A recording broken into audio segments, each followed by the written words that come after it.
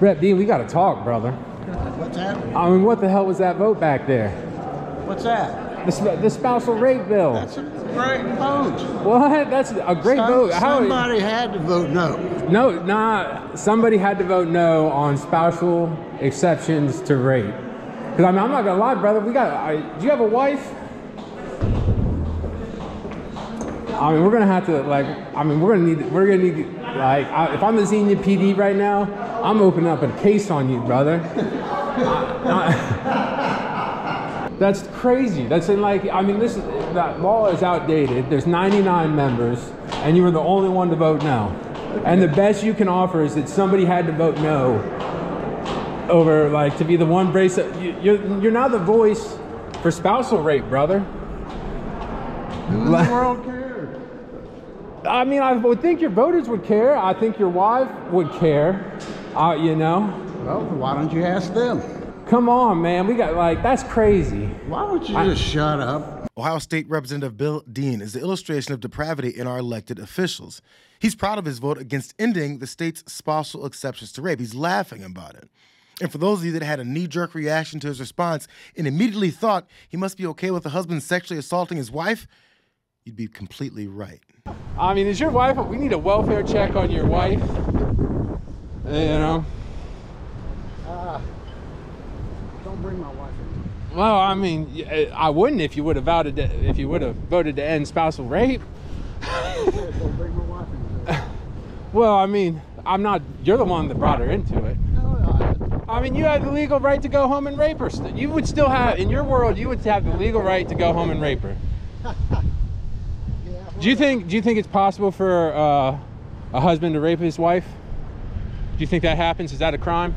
Well, if he is separated from her, or if he's divorced. But not if they're living together. A husband can't rape her. No. The Republican Party's sexual assault and abortion beliefs are now being put on full display. They're proud of their stances that limit women's freedoms as long as a man has a healthy level of control over her.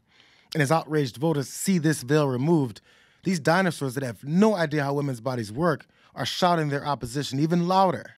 However, there, of course, remains a vital role for the federal government in protecting unborn life. Do you believe in punishment for abortion? Yes or no, as a principle? The answer is that there has to be some form of punishment. For the woman? Yeah, there has to be some form. 10 cents, 10 years, I don't what? know. Punishment. He hasn't thought of what form of punishment yet, but he definitely knows that women should be punished by men, who he sees as their superiors. You know, this discussion about abortion has gotten so skewed by these self-serving politicians, they don't even know that they're arguing in favor of choice.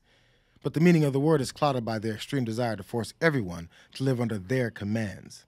They're talking about this as the leading cause of death for our youth is gun violence. He said, no, not even close. Actually, it's abortion. You know, we're aborting nearly that's the new meme that they're using constantly now. I haven't seen that one yet. Well, that is gun violence. Oh, yes. But yeah, I mean, we're up to, I mean, nearly 1 million a year, and that's never discussed. And so we do differ in our hearts because every life is valuable. This is why I'm so proud of my son and his girlfriend for choosing life. For choosing life. Choosing.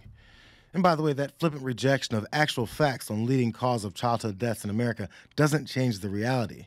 It just shows how little they care about children's lives as they then argue for complete and total abortion bans. Their argument would actually make more sense if there was an entire party of legislators crafting bills that would have forced her son and his girlfriend to end that pregnancy. And remember, this is the government better stay out of my and my family's life party, showing that they just don't know what hypocrisy is. But from the way the last couple of elections have gone for Republicans, they're going to have to figure it all out, or go with Donald Trump's plan B. Just scrap that whole democracy thing altogether, because voters are definitely not on board. The thing that's important is they didn't message crime.